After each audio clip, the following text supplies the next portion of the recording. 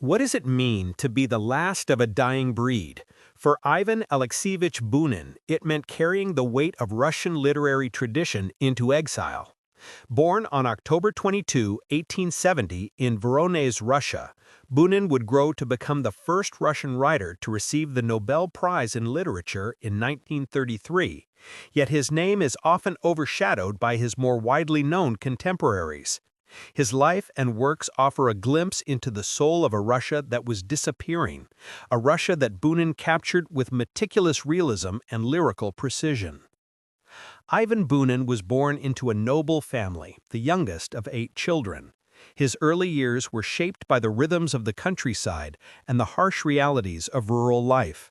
He spent much of his childhood exploring the forests and fields surrounding his family estate, experiences that left an indelible mark on his imagination and would later inform the vivid depictions of nature and village life that characterize his writing.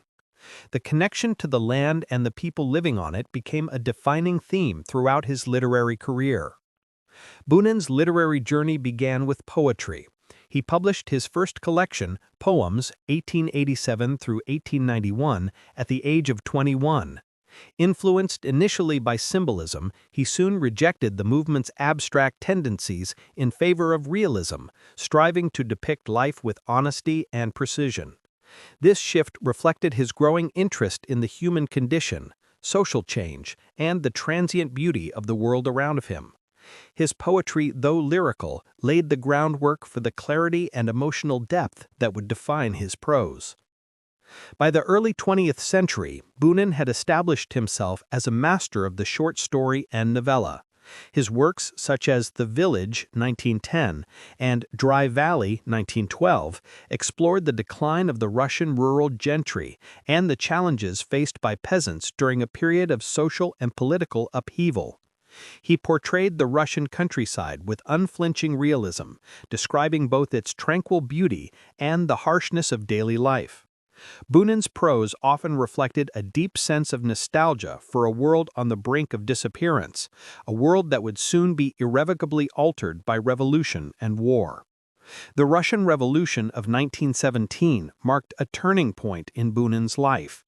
As the Bolsheviks came to power, the aristocratic background and conservative beliefs of Bunin made him increasingly alienated from the new society. The upheaval, the violence, and the rapid social transformation prompted him to leave Russia in 1920.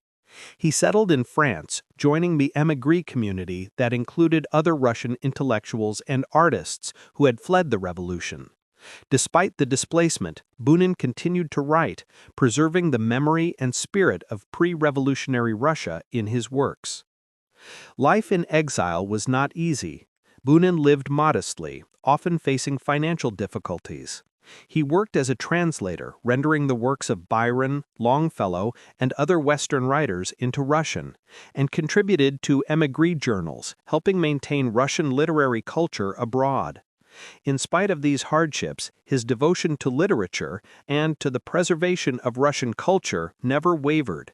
Bunin believed in the power of language to capture the fleeting, the fragile, and the timeless of life, and he refined his prose with painstaking care.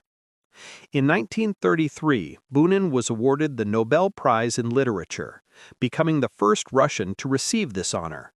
The Nobel Committee cited him for the strict artistry with which he has carried on the classical Russian traditions in prose writing.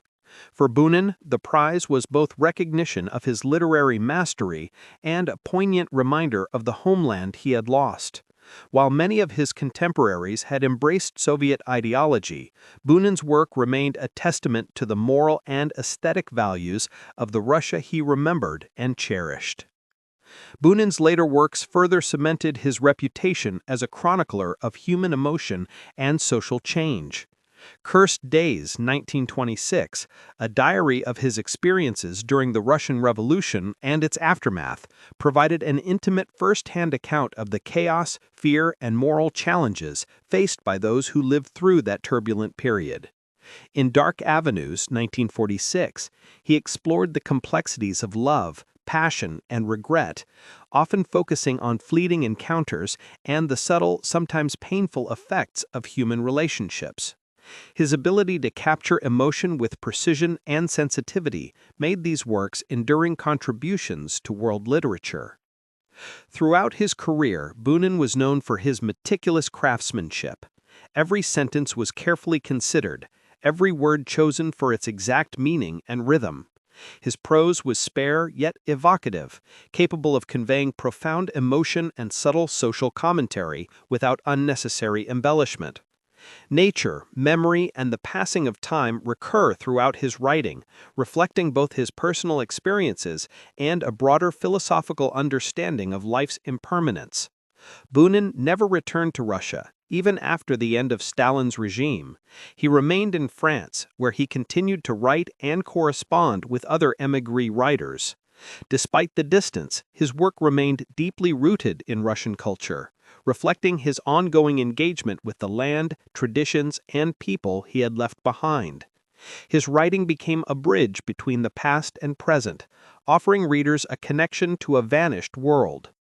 Ivan Alexeyevich Bunin passed away on November 8, 1953, in Paris, France. His death marked the end of an era, the final chapter in the story of classical Russian realism. Yet his legacy lives on.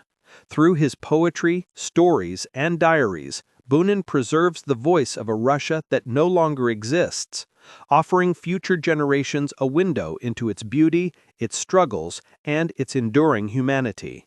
As a writer, he reminds us of the power of literature to capture the fleeting, the fragile, and the timeless, ensuring that the stories of a lost world continue to resonate across time and borders.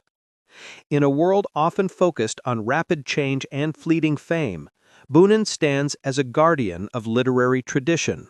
His works remain a testament to the power of observation, empathy, and artistic discipline. They invite readers to reflect on the impermanence of life, the beauty of the natural world, and the enduring complexity of human relationships. Bunin's voice, shaped by both nostalgia and realism, continues to offer insights into a past that shaped the present, ensuring that the last great realist of Russian literature is never truly forgotten.